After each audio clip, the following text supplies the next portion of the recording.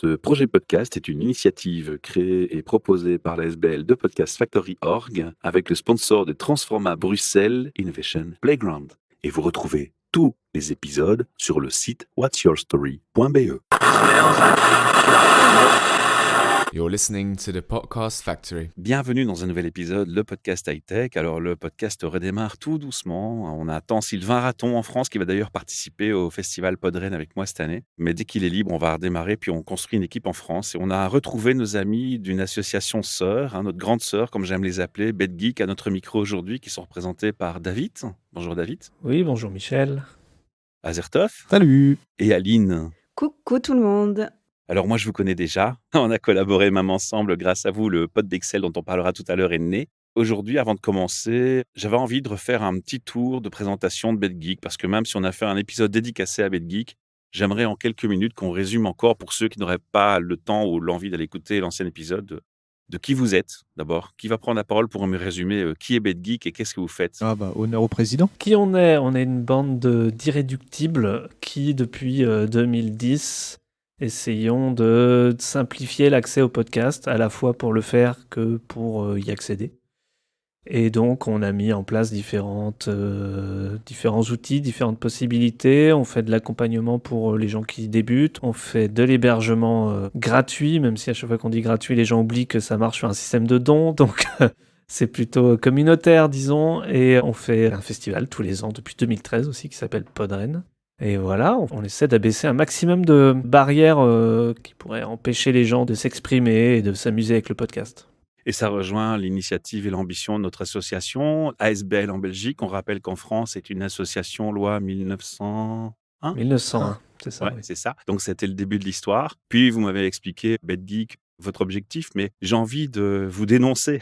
Vous allez beaucoup plus loin que ce que tu prétends, David. Vous allez aux similités pour l'inclusion, je me trompe? Tu es belge et nous te parlons, donc j'ai envie de... Et en plus, tu es sur Mac, donc oui. Quelle horreur! C'est difficile. Non, mais oui, évidemment. Mais ça fait partie du côté social du podcast, quoi. C'est normal de vouloir qu'un maximum de gens y aient accès.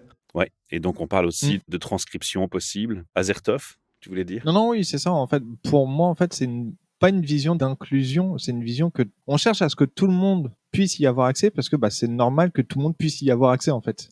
Moi, je le vois surtout dans ce sens-là, dans le terme inclusion en fait. C'est ce qui me dérange aussi dans l'inclusion, c'est qu'on met un mot sur quelque chose qui devrait être une normalité finalement. C'est ça. Aline, qu'est-ce que tu en penses? Oui. Une fois, je me rappelle, quand on a fait la première interview avec vous, Amandine, elle me disait, ouais, il n'y a pas assez de femmes dans le podcasting. Et j'avais été étonné parce qu'en Belgique, c'est l'inverse. Il y a beaucoup de femmes dans le podcasting. Est-ce que la donne change? La donne, je ne sais pas si elle change. J'ai l'impression, nous, en tout cas avec BedGeek, ce qui est bien, c'est qu'on rencontre d'autres podcasteristes où on s'entend très bien au sein de l'asso. Et tout à l'heure, là, vous parliez d'inclusion, mais oui, c'est plutôt mettre l'accent sur l'accessibilité. L'accessibilité des communautés, parce que chacun a quelque chose de légitime à partager. Tout le monde a le droit de s'exprimer. Et parfois, on ne sait pas qu'on a cette possibilité, on ne connaît pas les outils, on pense que c'est hors de prix, alors que non, c'est tout à fait accessible, possible, réalisable. Parfois, il faut juste se donner un petit peu l'impulsion et on y va. Et justement, la parole des femmes, c'est super important. On n'a pas forcément été élevé dans cette optique de la femme, elle peut s'exprimer. Maintenant, ça évolue, heureusement. Mais à mon sens, on est toujours sur les podcasteristes des nanas un petit peu des trentenaires qui ont un peu ce petit côté militant parfois. Et en fait, ce serait cool que toute femme, des femmes plus âgées, des femmes plus jeunes, des ados, voilà, qui n'ont pas forcément ce côté militant, juste l'envie de s'exprimer, ce serait cool qu'elles puissent venir et parler. Donc juste ça, venez les filles, en plus c'est cool. Il y a un autre aspect qui me touche beaucoup dans les échanges et les années où on a appris à se découvrir respectivement, c'est que vous voyez pas le podcast comme les festivals de podcasts classiques quand ils en parlent avec le monde du journalisme, de la radio et des professionnels ingénieurs son dans les festivals. Vous avez une approche du podcast que j'appelle moi plus citoyenne et qui me ressemble. Est-ce que c'est la bonne façon de le présenter, David? Oui, je pense que c'est ça. Après, je passe beaucoup de temps ces derniers temps à dire que c'est pas parce qu'on défend le podcast qu'on est contre les autres. Exact. Parce que, bon, voilà. Moi, je fais une différence entre le média podcast et le média radio. Pour moi, il y a plein de différences, du format, de la façon d'écrire ou d'envisager les choses. D'ailleurs, ça s'appelle du replay. Ouais, on n'a pas les mêmes Les mêmes codes. des contraintes de temps. Le fait qu'il y ait plus de femmes dans le podcast aujourd'hui, c'est aussi parce qu'il n'y a pas besoin d'avoir une autorisation de parler ou pas, quoi. Et puis on n'aborde pas les mêmes sujets et pas de la même façon. Mais ça veut pas dire que j'aime pas la radio. C'est pour ça que j'apporte ce petit bémol, parce que j'adore. Si j'avais pas eu la radio, j'aurais pas fait de podcast, soyons très clairs. J'ai rien contre les journalistes qui font bien leur travail non plus. Mais j'aime bien aussi les amateurs qui se lancent dans le podcast, les amatrices qui le font et qui n'ont pas forcément les codes et qui le font avec la plus grande passion du monde, même si c'est mal écrit. Donc j'aime bien tout le monde, en vrai. Je trouve qu'il y a du bon à prendre partout. Mais dans le sens de ta question, c'est vrai que moi, je suis pour que le podcast existe à part entière et qu'on arrête de le rapprocher de choses qui existent à côté, qui peuvent ressembler, mais qui ne sont pas exactement pareilles. C'est un engagement fort chez toi, David, hein. Quand je suis tes publications sur Twitter ou autre, je te vois parfois un peu de lâcher sur le sujet. Me lâcher, oui et non, mais c'est juste que Tu aimes en tout cas remettre les choses à leur place, et c'est ce que j'apprécie. j'aime pas qu'on considère le podcast comme un sous-média, comme Voilà. un sous-menu de trucs. Ça me gêne un peu qu'on me dise, tu vois, les replays radio, c'est diffusé en podcast, mais c'est pas du podcast. C'est un Exact, peu cette ouais. différence-là de nuance. C'est-à-dire ça utilise le moyen de diffusion, mais ça n'a pas la même force de frappe parce que c'est beaucoup plus, ça a plus de moyens dans la production aussi. C'est pas. Et moi, j'entends beaucoup de podcasts faits avec les moyens du bord, avec une passion énorme depuis 10 ans et qui déméritent absolument pas. J'entends aussi du travail de petits studios dont on n'entend pas parler, ou très peu, et qui déméritent pas du tout, alors que niveau moyen, c'est pas la même chose non plus, quoi. Donc, ils galèrent. C'est des gens qui galèrent pour la plupart. Donc, je défends clairement ce média. Et plus ça va, plus je suis persuadé qu'il faut arrêter de le rapprocher d'un autre média qui est très bon aussi, mais qui n'est pas la même chose, qui n'est pas pareil. Je suis assez d'accord. Alors la nuance que moi j'ai apportée après, bien que j'étais assez tranché sur la position plus comme toi, je m'assouplis dans le sens où je me dis que finalement le fait que les radios utilisaient le terme podcast un peu à tort et à travers alors qu'ils faisaient du replay, ça a quand même rendu service aux médias quand il était moins sous les spotlights. Eh bien, je me dis que le fait d'avoir utilisé le terme a maintenu le terme dans l'esprit des gens. Et finalement, ça participe aussi à sa renaissance. Ouais, ça a démocratisé le terme, mais dans le même temps, tu as eu une invention du terme podcast natif, tu vois, pour faire Ouais. la différence encore. Et c'est Exact. un peu chiant, quoi. C'est dommage. C'est dommage. Azertov, t'en penses quoi de tout ça, toi? Moi, j'avais une réflexion justement en vous écoutant, c'est que au niveau du terme, c'est qu'il y a une certaine époque, certains youtubeurs faisaient du podcast, mais c'était de la vidéo face cam. Et pareil, ça utilisait pas du tout la technologie podcast de flux RSS, de mise à disposition, parce que c'était uniquement sur une plateforme et sur la plateforme YouTube. Et du coup, c'était ouais, c'est une mise en avant, mais ça représente pas en fait ce qui est vraiment le podcast. C'est-à-dire, Non. alors je grossis le trait, mais une bande de potes qui s'enregistrent à faire une émission, dire des bêtises ou parler d'actualité, de news vraiment high-tech. Il y a vraiment plein de choses différentes dans le podcast. Et c'est ça qui est cool, c'est que ça peut être n'importe qui, on pose simplement un micro et puis on raconte des choses, ça peut être de la fiction, ça peut être tout et n'importe quoi au final. Et c'est ça qui est cool. Aline, t'en penses quoi? C'est quoi ta vision à toi? Un peu comme toi, Michel, la radio, ça a été important. C'est un peu aussi ce qui a déclenché, moi, mon envie de m'exprimer. Et le podcast, c'est plus un média, un outil qui permet voilà, de donner cette parole et de la partager. Et les gens la reçoivent ou la reçoivent pas. Après, je suis d'accord sur la distinction podcast en tant que média et replay de radio. Mais faut quand même constater que sur les grosses plateformes d'écoute, les numéro 1 podcasts, c'est généralement du replay de radio. Exact. Ce débat étant, voilà. Triste constat ou juste une normalité ou c'est parce que les moyens sont différents? Comment tu vois la chose? Je pense que c'est une question de moyens et surtout, ce qu'on ne pense pas forcément quand on parle de podcast, on parle souvent de la technique, de la qualité des micros, de la qualité du mixage, de quel logiciel j'ai utilisé.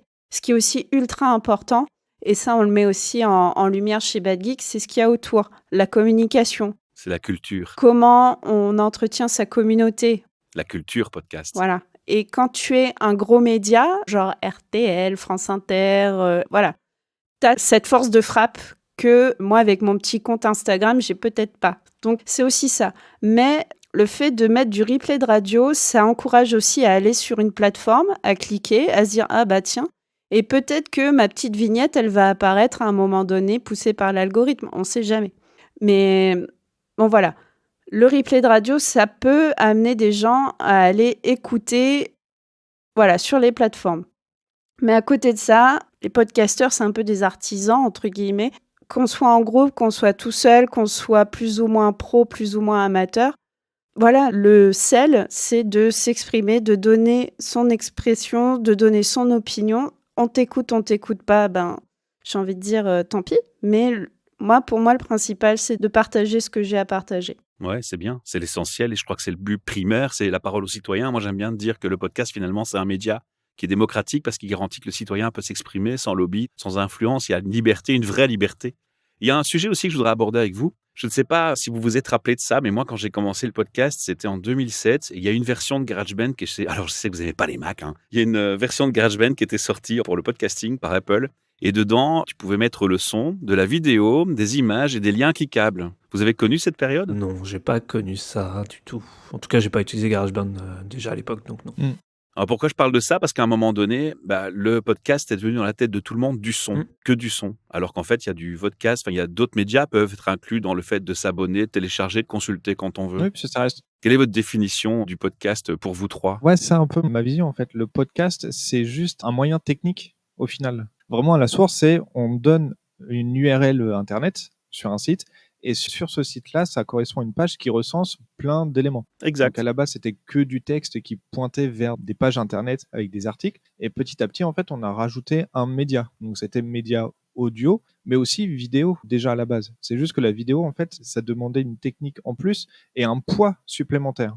Alors que pour transmettre de l'information, l'audio, D'ailleurs, je crois qu'on aurait même pu dire que YouTube aurait pu être la première plateforme de podcasting s'il y avait eu les moyens de télécharger directement un podcast, parce que finalement, c'était une vidéo, on s'abonne et on pouvait télécharger. Sauf que le côté téléchargement n'y était pas. Mais pourquoi? Parce qu'il y avait les droits d'auteur et que ça compliquait les choses. En vidéo, il y a des régions et des zones pour les formats vidéo. aussi comparé à YouTube, c'est que c'est très centralisé.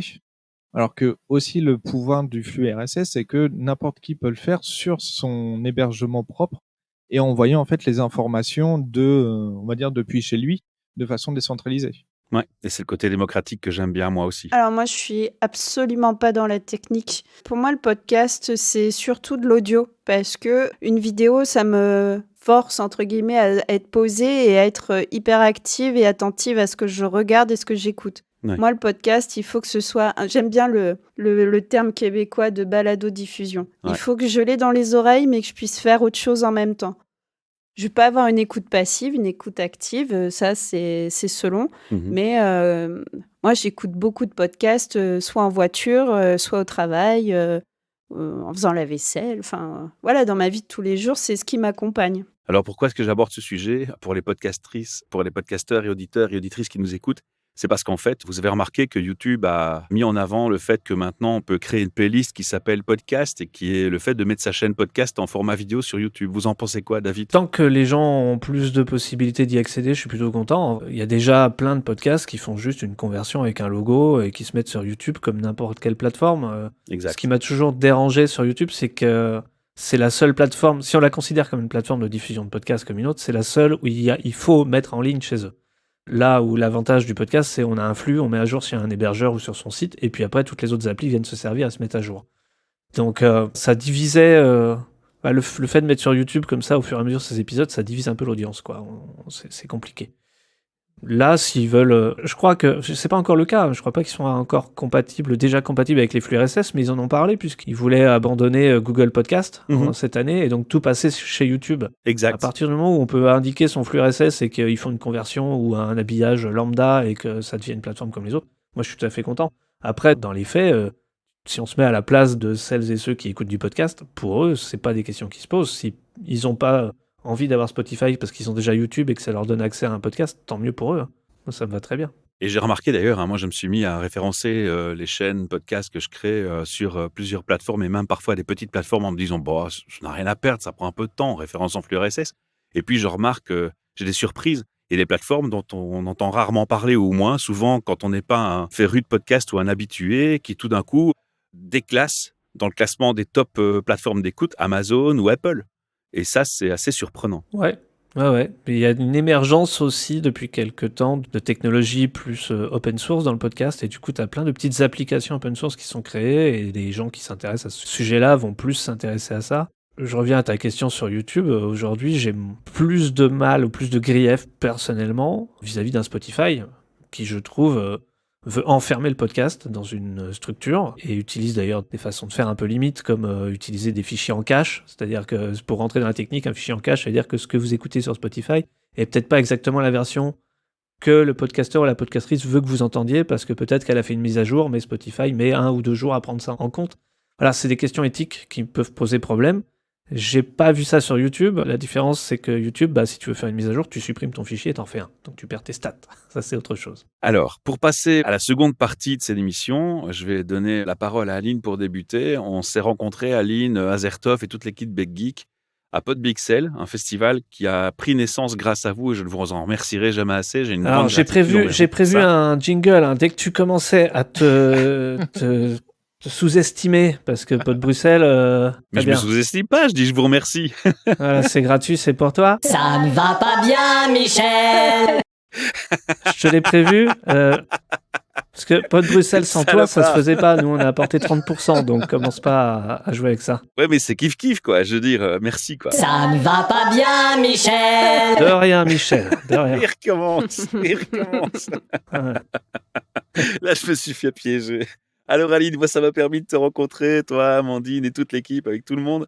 Merci de l'aide que vous avez apportée. Mais est-ce que tu peux me dire, tu es dans chaque festival? Je t'ai croisé pratiquement dans chaque festival aussi, dans toute l'équipe et dans chaque festival. Presque toute l'équipe. Il y en a qui, malheureusement, n'ont pas forcément la possibilité de venir à chaque fois, mais au moins, on est tous là en pensée, au moins, sur Twitch, parce que généralement, on va faire la rediffusion aussi sur cette plateforme-là. Donc, je pense à Epi, notamment, qui est notre super modo. Et voilà, et donc, oui, on vient, on essaye au maximum d'être là, parce que le but, c'est à la fois d'aider, de s'assurer que tout se passe bien, de voir les gens, de discuter, de rencontrer des podcasteristes en général. Donc, c'est toujours un moment de partage. Mais je comptais beaucoup sur toi pour me présenter l'équipe BetGeek au complet. Ah, Est-ce que challenge relevé ou pas relevé? Au complet, ça va être compliqué. Hein. Ne pas oublier. Ne pas oublier. Ouais, c'est ça. Le danger, c'est de pas oublier. Alors attention, Aline, on te met la pression au maximum. Aline, je t'envoie le lien en MP. attends, et si... Et il y a David, il est mort de rire. Il est mort de rire.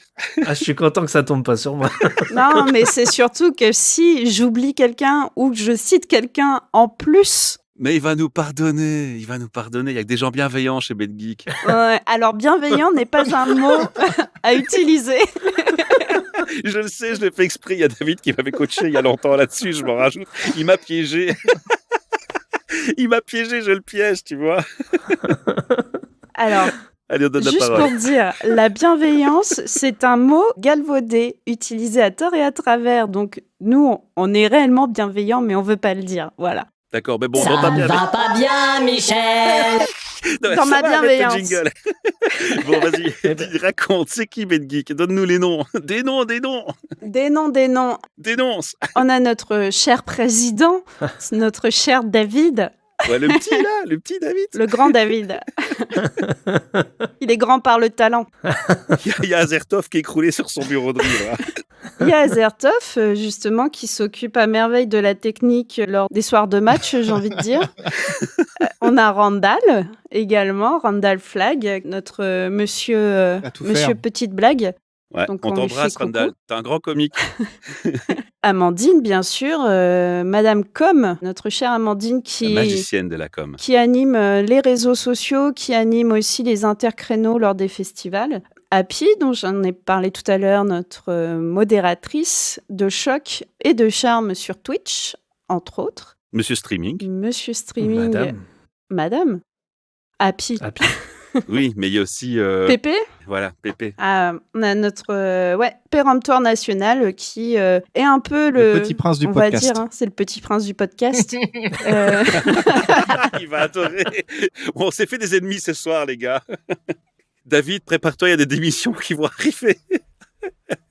Pépé l'appelle la boss du podcast, donc ça, c'est... Ça veut tout dire. Il se le renvoie bien. Voilà, péremptoire qui est aussi un peu à l'origine de tout, hein, le pauvre. C'est un peu sorti de sa tête, Podren, il y a 11 ans maintenant. Ah, ça, tu me l'apprends. Ah, et qui a créé entre autres la Podjam. Donc ça, c'est un super créneau à Rennes. Un grand moment de Rennes. Ouais.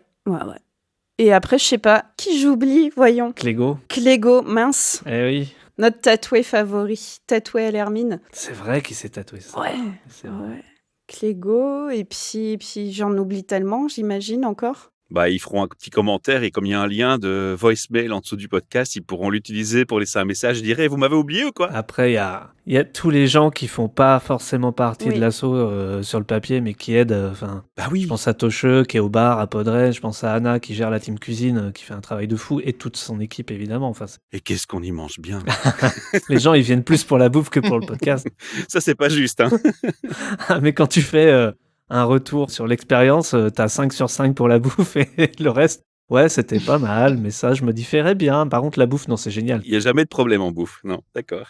Alors, David, je reviens vers toi. Les festivals. Il y a les festivals. Parce qu'il y a Podcastre. Ça a commencé par Rennes, puis c'est Podcastre aussi. Ouais, pour le jeu de mots et pour les 10 ans, il fallait bien qu'on fasse un truc un peu marquant. OK. Podcast, c'était royal parce qu'on arrive dans un endroit où justement, là, c'est une radio locale et tout le matériel est sur place. Enfin, c'est. Le luxe. Azertov en parlerait beaucoup mieux que moi parce justement, il connaît bien cette radio. J'y vis. Voilà, c'est chez lui. Vas-y, Acertov, fais-nous rêver. Parle-nous de la radio. C'est chez toi. Dis-nous tout. C'est la radio étudiante, donc Radium, une petite radio étudiante du coin d'une petite ville qui s'appelle Castres et qui permet justement de mettre des moyens d'organiser des concerts dans un lieu tiers où il y a plein d'autres boutiques, d'autres lieux, dont un restaurant qui s'appelle la Table des Ateliers et qui permet justement d'avoir une scène. Et c'est là qu'on a organisé en fait Podcastre, où en fait on avait tout sur place et il y avait juste nous à avoir notre savoir-faire et notre animation à mettre en place et puis voilà quoi. Côté technique.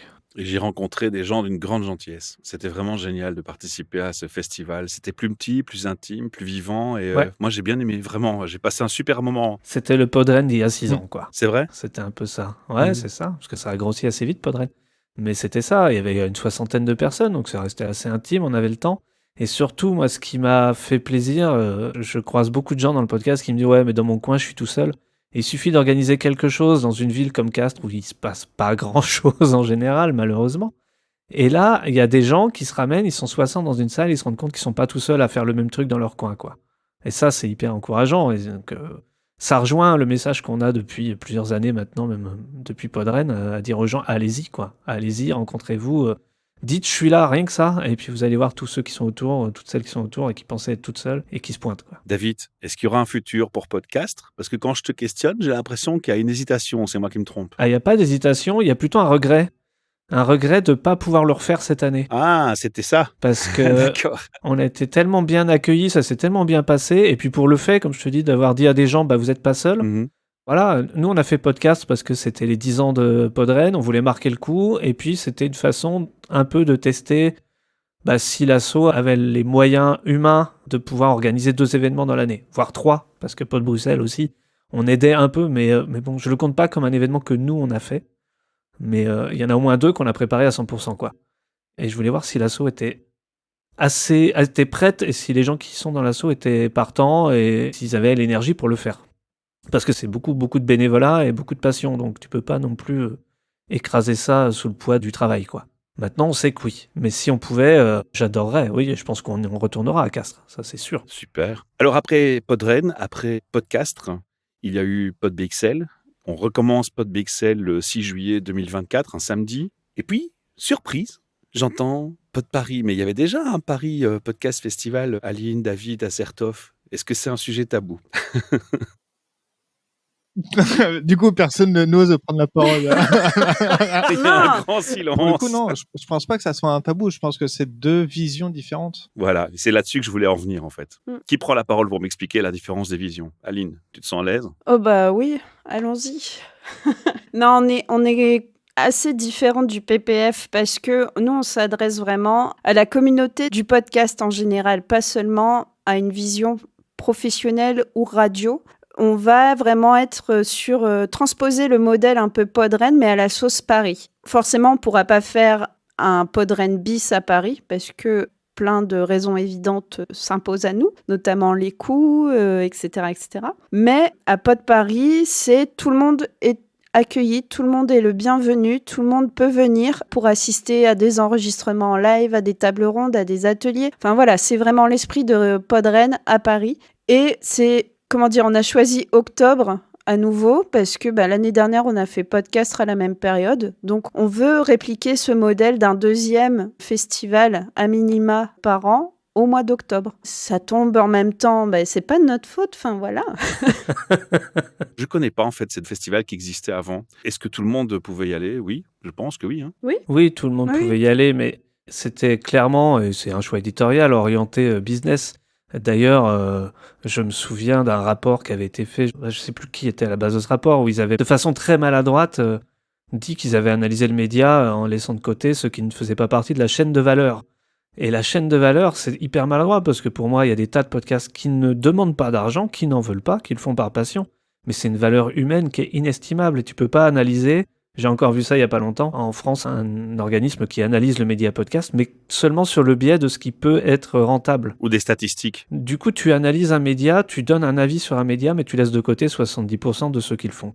C'est biaisé, c'est forcément... Enfin, pour moi, c'est un rapport qui est nul et non avenu, parce que c'est dommage de pas se poser la question du pourquoi ce média existe. Si on se pose directement la question de ce qu'il rapporte, on va jamais vraiment le respecter, quoi. Est-ce que vous croyez que c'est cet aspect que tu cites ici, le côté business, et alors le côté rentabilité qu'on analyse, appelons comme ça doit être appelé, qui fait qu'en fait, un podcasteur classique, comme tout le monde, comme moi, qui vient vers une approche vers ce type de festival, on se sent pas à notre place, on se sent pas les bienvenus? Je crois que tu n'es pas forcément la cible. C'est un choix éditorial, hein, donc ça se respecte. C'est pas un problème. C'est un choix comme un autre. Mais moi, je me suis jamais senti vraiment à ma place, alors que toi comme moi, on a une partie de nos revenus qui viennent du podcast. On est dans la passion tous ici autour de la table, je pense. Aline, Azertov, toi et tous les autres. Ouais, voilà, mais on entremêle les deux. Ouais. Bon, après, il y a d'autres différences, tu vois. Il y a des choix que nous, on ferait pas. Par exemple, mettre en place une compétition, jamais tu nous verras faire ça. Parce que pour nous, tout le monde est au même niveau. Que tu aies 10 balles dans la poche ou 500 et du matos de fou, tu es au même niveau, quoi. On va pas se lancer... Ça, j'ai rejeté aussi en Belgique, en Flandre, il y a un festival qui fait ça. J'étais extrêmement choqué parce que je me disais au fond de moi, ça veut dire quoi? Que si t'es pas sur le podium des 3, enfin tu vois, j'exagère le raisonnement, mais ça me choquait énormément. Ça va pas dans le côté inclusion et sentez-vous libre de vous exprimer, quoi. Non. C'est pas dans les valeurs qu'on veut défendre. Je ne me reconnais pas dans cette approche et je ne l'aime pas. C'est ça. Je ne l'aime pas parce que ça me rappelle l'école où on met des points aux élèves, on dit est-ce que t'es le meilleur élève que ton voisin? Ouais, c'est ça. Est-ce que t'as bien travaillé à l'école, petit David? Ah non, jamais moi. Mais, ouh là là, mon Dieu, c'est pas pour moi. Mais et tu vois, c'est ça, c'est des petites différences comme ça. La différence dont je parle au début, c'est des événements qui comparent le podcast avec ce qui existe déjà à l'audio. Et c'est, moi je pense, vraiment dur comme fer que le média podcast doit exister à part entière et qu'on arrête de le rapprocher d'un autre, quoi. À fond. Et ces festivals-là le font. Ils mélangent un peu les choses. Si je peux rajouter, en fait, on n'est pas concurrents, on est complémentaires. Exact. Totalement. Tous ces festivals ont légitimité à être dans le paysage. Et voilà, nous, on a une proposition. Venez, les gens. Elle se distingue, cette proposition, je l'aime bien. Et ce que j'aime beaucoup dans ton discours, Aline, c'est que tu es justement inclusif. Tu dis, chacun a sa place, en fait. C'est des publics différents. Et quand je dis, moi, je m'y sens pas à ma place, c'est mon choix, c'est ma vision. Je suis pas le public pour ce type d'événement, mais je les critique pas et je me dis pas qu'ils ont pas leur droit d'être. Et toi, Azertov, comment tu vois les choses par rapport au festival? Moi, c'est ça, c'est exactement. Enfin, du coup, on a une vision assez homogène dans la sauce. Unanime. Ouais, unanime, c'est que, en fait, on n'est pas concurrent. C'est juste qu'on fait différent et qu'on s'adresse pas forcément aux mêmes personnes. Il y a des personnes qui vont pouvoir assister aux deux et qui vont leur trouver leur intérêt dans les deux. D'autres qui sont pas intéressés. Et s'ils sentent bien. Voilà, et s'ils s'en tirent bien.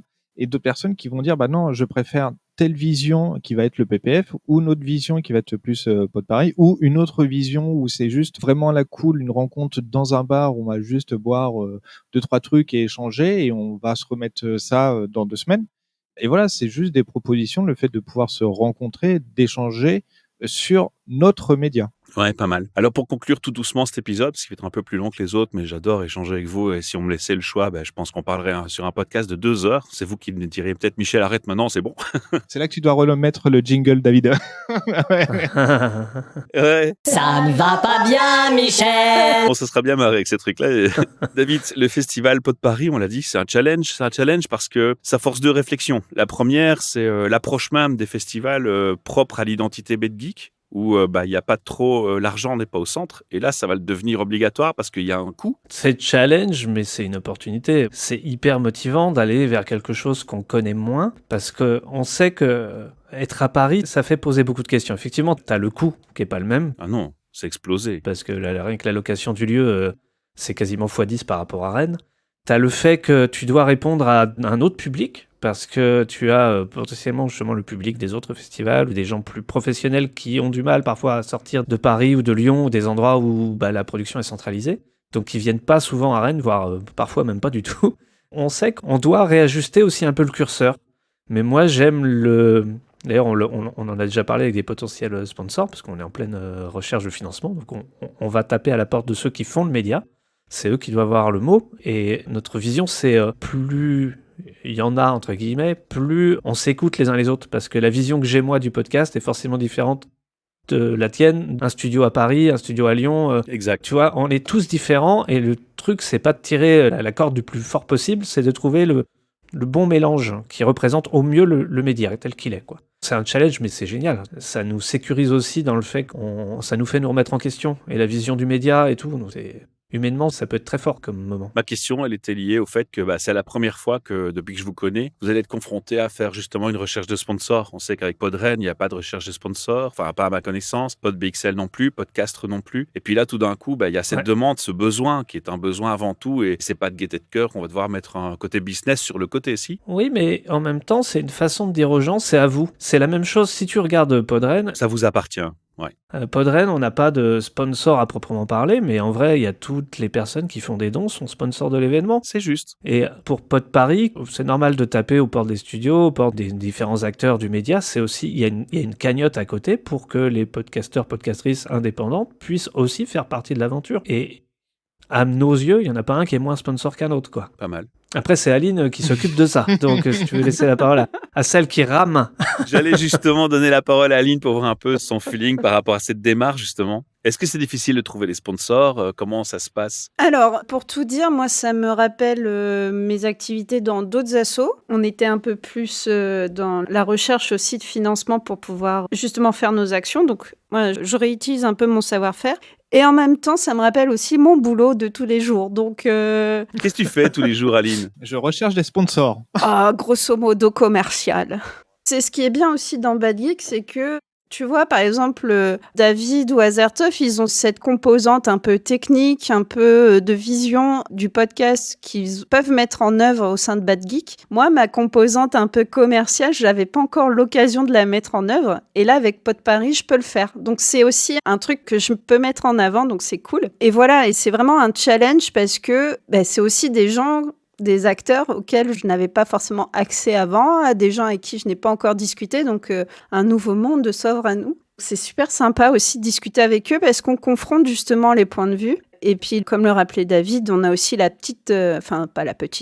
cagnotte pour les podcasteristes qui veulent également y mettre un peu de leur poche. Donc, c'est sur Tribi. Sur cette cagnotte-là... T'anticipes ma question. J'avais envie de te demander comment est-ce que nous, auditeurs et auditrices qui t'écoutons aujourd'hui, même si nous ne sommes pas sponsors, comment est-ce qu'on peut contribuer, comme pour les autres festivals, avec des dons. Mais je crois qu'il faut insister ici. Ça peut vraiment changer la donne, quoi. Tout le monde fait en son âme et conscience. Parce qu'il y a aussi Podren à financer encore derrière par les dons. On a fait le choix aussi de passer par une cagnotte Tribi. Donc, c'est une plateforme de financement qui partage également notre vision, c'est-à-dire que les dons, il ne va pas y avoir de commission pour une personne lambda. La commission, en fait, va être reversée à une association. C'est la Fondation Abbé Pierre. C'est ça.